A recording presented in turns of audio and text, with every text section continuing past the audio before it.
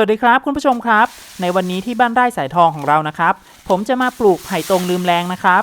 ไผ่ตรงลืมแรงนั้นมันมีชื่ออีกชื่อหนึ่งนั่นก็คือไผ่กิมซุงนั่นเองครับมีที่มาจากประเทศจีนครับแต่ว่านำเข้ามาในประเทศไทยนั้นเมื่อไหร่ไม่เป็นที่แน่ชัดนะครับ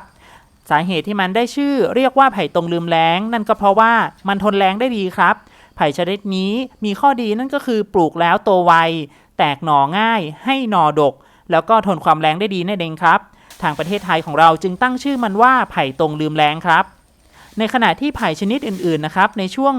ฤดูแล้งในช่วงเดือนมกราคมกุมภาพันธ์มีนาเมษายนเนี่ยไผ่ชนิดอื่นๆจะไม่ออกหน่อแต่ว่าไผ่ตรงลืมแล้งเราสามารถบังคับให้มันออกหน่อหรือสามารถออกหน่อได้เองในเดือนมีนาคมและเมษายนครับนี่แหละครับมันถึงได้ชื่อว่าไผ่ตรงลืมแล้งครับสำหรับการขยายพันธุ์ไผ่ตรงลืมแรงนะครับหลายๆคนอาจจะใช้วิธีนำตุ้มตอนมาห่อบริเวณกิ่งของมันนะครับแต่ว่าสำหรับไผ่ตรงลืมแรงแล้วมันมีวิธีการขยายพันธุ์ที่ง่ายมากกว่านั้นครับเนื่องจากว่ากิ่งของมันเมื่อมีอายุประมาณสัก1 ปีกิ่งของมันจะมีรากออกมาด้านล่างแบบนี้ละครับนี่แหละครับเพราะฉะนั้นแล้วไผ่ตรงลืมแรงนอกจากจะขยายพันธุ์โดยใช้ตุ้มตอนใช้ขุยมะพร้าวไปห่อแล้วเราก็สามารถนำกิ่งของมันที่มีรากแบบนี้นำออกมาชำได้ครับเดี๋ยวคุณแม่ของผมจะตัดกิ่งของมันแบบนี้แหละครับออกมาชำเพื่อให้เป็นหน่อไผ่เพื่อให้เป็นพันธุ์ไผ่ที่จะปลูกในแหล่งต่อไปนั่นเองครับตอนนี้คุณแม่ของผมนะครับก็จะต้องเลื่อยนำกิ่งของมันออกมานะครับจากนั้นเดี๋ยวเราก็จะไปเพาะชำกันครับนี่แหละครับคุณผู้ชมกิ่งของไผ่ตรงลืมแรงที่คุณแม่ของผมตัดออกมานะครับเห็นไหมล่ะครับเราไม่จำเป็นจะต้องนำตุ้มตอนไปห่อเพื่อให้มันออกรากนะครับเนื่องจากว่ากิ่งของไผ่ตรงลืมแรงสามารถออกรากได้เองแบบนี้ล่ะครับง่ายดายมากเลยนะครับคุณผู้ชมครับในขณะที่เราตัดกิ่งของไผ่ตรงลืมแรงนะครับก็ระมัดระวังด้วยนะครับเนื่องจากว่าไผ่ตรงลืมแรงนี้สามารถมีหนามได้เหมือนกันครับมีหนามคล้ายๆกับไผ่ป่าบ้านเรานี่แหละครับหนามของมันเกี่ยวเจ็บเหมือนกันนะครับเพราะฉะนั้นเราจะต้องดูแลกอของมันให้โล่งโปร่งแล้วก็ไม่เป็นอันตรายครับ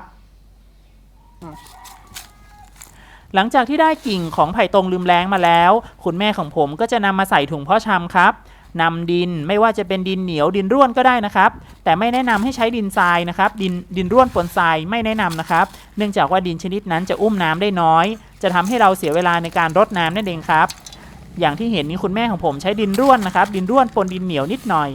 ลองก้นถุงแล้วก็นำกิ่งไผ่เข้าใส่แล้วก็กลบดินให้เต็มถุงครับแบบนี้แหละครับง่ายๆไม่ต้องใส่ปุ๋ยไม่ต้องใส่อะไรนะครับก็อย่างที่บอกชื่อของมันก็บอกอยู่แล้วว่าไผ่ตรงลืมแล้งเพราะฉะนั้นมันอดทนแล้วก็ขยายพันธุ์ได้ง่ายครับนี่แหละครับคือกิ่งของไผ่ตรงลืมแล้งที่เราเพาะชำครับหลังจากนั้นคุณแม่จะนำกิ่งไผ่ตรงลืมแรงที่เพาะชำนะครับไปวางไว้ในที่ร่มรำไรแล้วก็รดน้ำทุกวันผ่านไปประมาณสัก1 เดือนนะครับนี่ครับกิ่งของไผ่ตรงลืมแล้งก็จะออกกิ่งออกใบแตกออกมาแบบนี้ละครับแบบนี้ก็ถือว่ารอดแล้วนะครับและดูเหมือนว่ากิ่งนี้นะครับจะเริ่มมีรากชอนชัยออกมาแล้วนะครับรากของมันจะลงดินแล้วละครับเดี๋ยวผมจะนำกิ่งนี้ลงไปปลูกครับวิธีการปลูกไผ่ตรงลืมแรงนะครับก็ไม่ยากเลยนะครับเพียงแค่ขุดหลุมลึกประมาณสัก1 ฟุตนะครับกว้างประมาณ1 ฟุตแค่นี้แหละครับเคล็ดลับวิธีการปลูกนั่นก็คือวางไผ่ตรงลืมแรงลงไปในดินให้เฉียงประมาณ15 องศานะครับเดี๋ยวคอยดูนะครับแบบนี้แหละครับเราจะไม่ตั้งกิ่งของไผ่ตรงลืมแรงตั้งตรงขึ้นไปนะครับการวางกิ่งไผ่ตรงลืมแรงเฉียงแบบนี้จะทำให้หน่อของมันกระจายออกด้านข้างได้ดีครับหลังจากที่เรารดน้ำไปทุกวันผ่านไปประมาณสัก6 เดือนนะครับนี่แหละครับกิ่งไผ่ตรงลืมแล้งจะแตกใบแตกกอออกมาแบบนี้ครับมันค่อยๆมีรากชอนชัยหาอาหารจากนั้นผ่านไปประมาณ1 ปีก็จะเริ่มมีหน่อให้เราเห็นครับอย่างที่กอนี้คุณแม่ปล่อยให้หน่อของมันโตขึ้นมาเป็นลำต้นนะครับ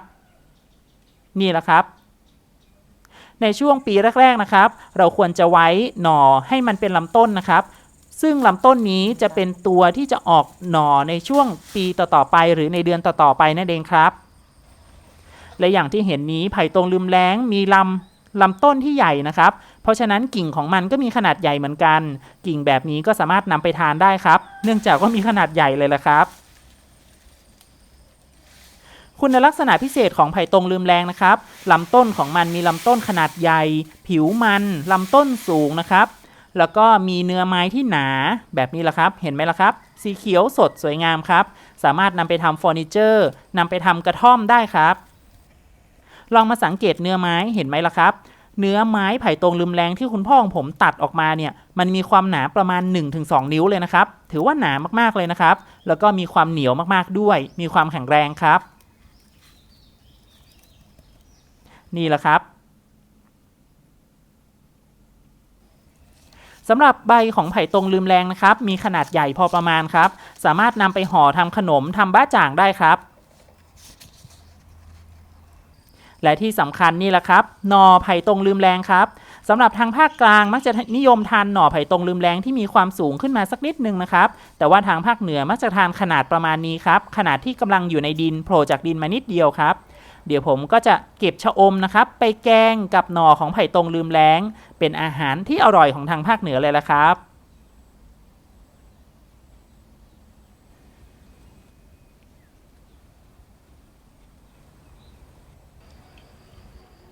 นี่แหละครับคุณผู้ชมแกงไผ่ตรงลืมแรงนะครับแกงหน่อไม้จากไผ่ตรงลืมแรงที่คุณแม่ของผมทำนะครับทำง่ายๆครับก็มีแค่พริกปลาร้าหอมแดงแค่นี้แหละครับแล้วก็ชะอมนิดหน่อยประมาณนี้แหละครับรสชาติของไผ่ตรงลืมแรงจะไม่ขมนะครับมันจะมีรสชาติหวานอ่อนๆกรุบกรอบอร่อยครับ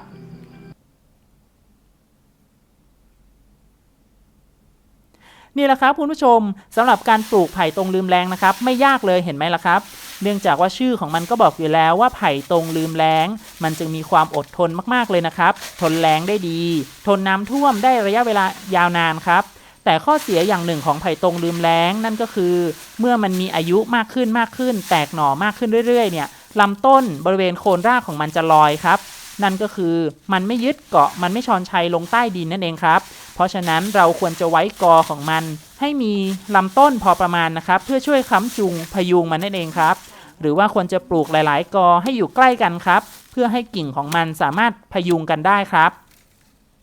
หากปลูกไผ่ตรงลืมแล้งกอเดี่ยวๆแล้วก็ไว้ลำต้นจำนวนน้อยนะครับรากหรือว่าโคนที่ลอยขึ้นมาอาจจะทำให้ลำต้นทำให้โคนของไผ่ตรงลืมแล้งโดนลมแล้วโค่นล้มลงทั้งกอได้ครับทำให้เสียหายได้ครับแต่สำหรับใครที่ไม่สนใจในเรื่องของโคนลอยแล้วนะครับสามารถปลูกไผ่ตรงลืมแล้งทดแทนได้เรื่อยๆครับทดแทนกอเก่าได้เรื่อยๆส่วนกอเก่านั้นก็สามารถตัดไปทำไม้ทำเฟอร์นิเจอร์ได้ครับนี่แหละครับประโยชน์ของไผ่ตรงลืมแล้งประโยชน์เยอะมากเลยนะครับทั้งหน่อทั้งลำต้นทั้งใบครับเห็นไหมล่ะครับคุณผู้ชมปลูกไผ่ตรงลืมแล้งง่ายๆเลยนะครับซื้อหน่อซื้อกิ่งพันธุ์มาไม่กี่กิ่งจากนั้นนำมาปลูกและขยายพันธุ์ได้เองง่ายๆเลยเห็นไหมล่ะครับและสำหรับเพื่อนๆนะครับที่ยังไม่ได้กดติดตามบ้านไร่สายทองหรือกด Subscribe เอาไว้นะครับกดติดตามกันเอาไว้นะครับแล้วเพื่อมารับชมวิดีโอใหม่ๆกันต่อไปครับสำหรับวันนี้สวัสดีครับ